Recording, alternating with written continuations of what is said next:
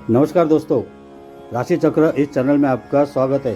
दोस्तों, काल सर्प दोष क्या है, उसका प्रभाव, उसके प्रकार, उसके लक्षण और उस पे उपाय, ये सब हम लोग ये वीडियो में जानने वाले हैं। दोस्तों, हमारे चारों तरफ ऐसी कई शक्तियाँ होती है जो हमें दिखाई तो नहीं देती, लेकिन समय समय पर हम पर प्रतिकूल प्रभाव डालती रहती है, जिसकी वजह से हमारा जीवन अस्त व्यस्त हो जाता है और हम एक सामान्य चल रहे जीवन से दिशाहीन हो जाते हैं।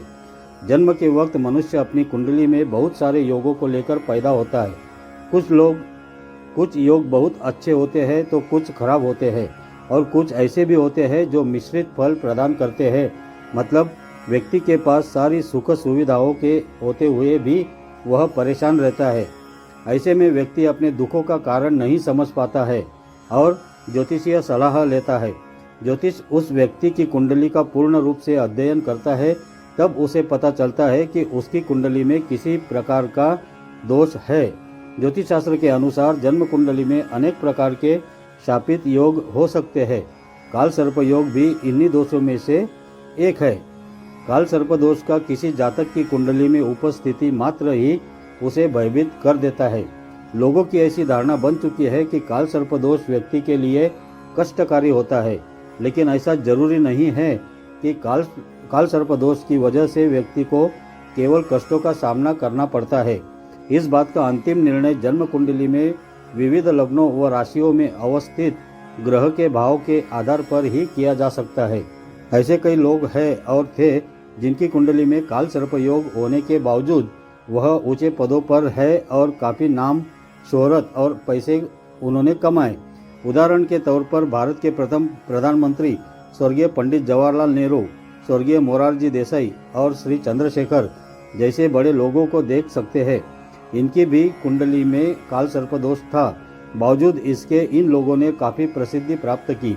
इसलिए जन्म कुंडली के अध्ययन के बाद ही इस बात का नतीजा निकाला जा सकता है कि काल सर्प योग जातक के लिए कितना नुकसानदेह है या फायदेमंद है। काल सर्प दोष के प्रकार। अनंत काल सर्प योग। यह योग तब बनता है जब प्रथम भाव में राहु और सप्तम भाव में केतु होता है। इस योग से प्रभावित व्यक्ति को शारीरिक, मानसिक और सरकारी व अदालती मामलों में परेशानी उठानी पड़ सकती है। कुलिक काल सर्प योग। कुलिक नामक काल सर्प दोष तब बनता है जब राहु द्वितीय भाव में और केतु 8वें घर में होता है। इस योग से पीड़ित व्यक्ति को आर्थिक और सामाजिक तौर पर कष्ट भोगना पड़ता है। साथ ही इनकी पारिवारिक स्थिति भी काफ़ी कलहपूर्ण होती है। वासुकी काल सर्प योग। यह योग तब बनता है जब जन्म कुंडली में राहु तृतीय भाव में और केतु 9वें भाव में होता है। वासुकी काल सर्प योग से पीड़ित व्यक्ति को भाग्य का साथ नहीं मिलता और उनका जीवन संघर्षमय गुजरता है। साथ ही नौकरी व्यवसाय में भी परेशानी बनी रहती है। शंखपाल काल सर्प योग। राहु कुंडली में चतुर्थ स्थान पर और केतु दशम भाव में हो तब यह योग बनता है। इस काल सर्प दोष से पीड़ित व्यक्ति को आर्थिक तंगी, मानसिक तनाव और जमीन परिजनों के मामले में कष्ट भोगना पड़ता है। पद्म काल सर्प योग। यह योग तब बनता है जब राहु पंचम भाव में और केतु एकादश भाव में होता है। पद्म काल सर्प योग में व्यक्ति को अपयश मिलने की संभावना होती है। इस योग के प्रभाव से धन लाभ में रुकावट, उच्च शिक्षा में बाधा होने की संभावना होती है। महापद्म काल सर्प योग। महापद्म काल सर्प योग में व्यक्ति की कुंडली में राहु 6ठे भाव में और केतु 12वें भाव में होता है। इस योग से प्रभावित व्यक्ति को काफ़ी समय तक शारीरिक कष्ट भोगना पड़ता है। साथ ही ऐसे लोग प्रेम के मामले में दुर्भाग्यशाली होते हैं। कर्कटक काल सर्पदोष। इस योग में केतु दूसरे स्थान में और राहु अष्टम स्थान में होता है। ऐसे जातकों को नौकरी मिलने और पदोन्नति होने में कठिनाइयां आती है। समय समय पर व्यापार में भी क्षति होती है और कठिन परिश्रम के बावजूद उन्हें पूरा लाभ नहीं मिलता। तक्षक काल सर्पयोग। इस योग की स्थिति अनंत काल सर्पयोग से ठीक विपरीत होती है। इसमें केतु लग्न में होता है और राहु सप्तम में है। इस योग वाले जातक को वैवाहिक जीवन में अशांति का सामना करना पड़ता है। कारोबार में की गई किसी प्रकार की साझेदारी फायदेमंद नहीं होती और मानसिक परेशानी देती है। शंखचूड़ कालसर्प दोष। शंखचूड़ कालसर्प योग में केतु तृतीय भाव में और राहु नवम भाव में होता है। इस योग के प्रभाव से व्यक्ति जीवन में सुख नहीं भोग पाता है। ऐसे लोगों को कारोबार में अक्सर नुकसान उठाना पड़ता है। घातक कालसर्प दोष। कुंडली में केतु चतुर्थ भाव में और राहु दशम भाव में होने से घातक कालसर्प योग बनता है। इस योग के प्रभाव से गृहस्थ जीवन में कलह और अशांति बनी रहती है। साथ ही नौकरी और रोजगार के क्षेत्र में कठिनाइयों का सामना करना पड़ता है। विषधर कालसर्प दोष। इस योग में केतु पंचम भाव में और राहु एकादश में होता है। इस योग के प्रभाव से व्यक्ति को संतान से कष्ट प्राप्त है। ऐसे लोगों को नेत्र एवं हृदय से जुड़ी समस्याओं का सामना करना पड़ता है। इनकी स्मरण शक्ति अच्छी नहीं होती है और उच्च शिक्षा में रुकावट आती है। शेषनाग कालसर्प योग। शेषनाग कालसर्प योग तब आता है जब व्यक्ति की कुंडली में केतु छठे भाव में और राहु 12वें स्थान पर होता है। इस योग में व्यक्ति को गुप्त शत्रुओं का सामना करना पड़ता है, अदालती मामलों में उलझना पड़ता है और मानसिक अशांति और बदनामी का सामना करना पड़ता है। तो आइए जानते हैं कालसर्प योग का कारण, लक्षण, उपाय के बारे में। कालसर्प योग कारण, लक्षण और उपाय। कालसर्प योग एक ऐसा योग होता है जो जातक द्वारा उसके पूर्व जन्म में किए गए किसी जघन्य अपराध के शाप या दंड के रूप में उसकी जन्म कुंडली में परिलक्षित होता है। इसलिए ज्योतिष आदि में विश्वास रखने वाले हर मनुष्य को कालसर्प योग कारण, लक्षण, उपाय की जानकारी होनी चाहिए। ऐसी दशा में व्यक्ति शारीरिक और आर्थिक रूप से परेशान हो जाता है। उसकी रोजी रोटी बहुत मुश्किल से चल पाती है।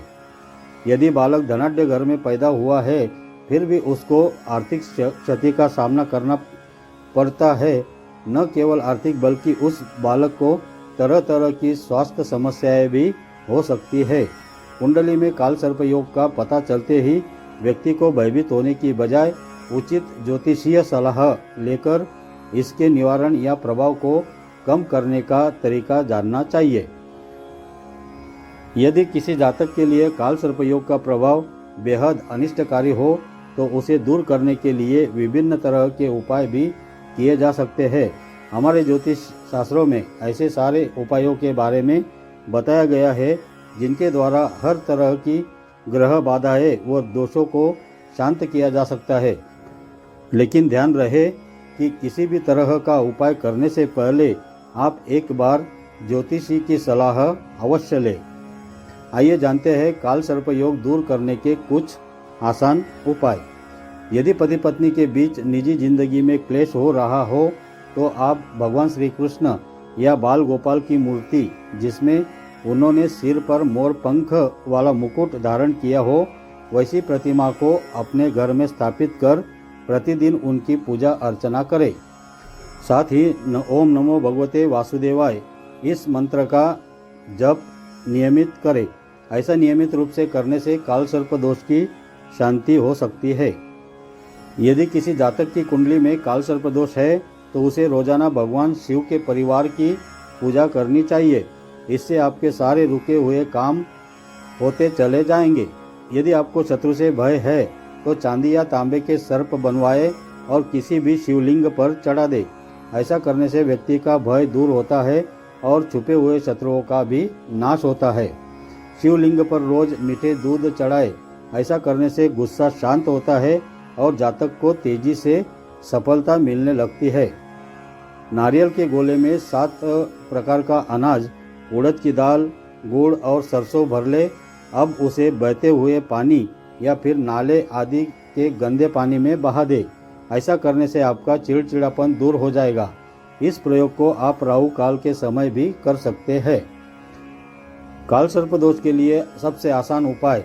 जिस भी व्यक्ति पर कालसर्प दोष हो उसे श्रावण मास में रोजाना रुद्र अभिषेक करना चाहिए और प्रतिदिन महामृत्युंजय मंत्र का जाप करना चाहिए। ऐसा करने से जातक के जीवन में सुख शांति अवश्य आएगी और उसके रुके काम होने लगेंगे। यदि आपकी कुंडली में यह दोष पाया जाता है तो आप दिए गए निवारण उपाय की मदद ले सकते हैं। लेकिन ध्यान रहे कि किसी भी तरह का उपाय करने से पहले आप एक बार ज्योतिषी की सलाह अवश्य लें। तो दोस्तों, आपको ये जानकारी कैसी लगी कमेंट्स बॉक्स में जाके कमेंट ज़रूर कीजिए। और आपको ये वीडियो अगर पसंद आया हो तो इस वीडियो को लाइक कीजिए, शेयर कीजिए और अपने इस चैनल को सब्सक्राइब ज़रूर कीजिए। धन्यवाद।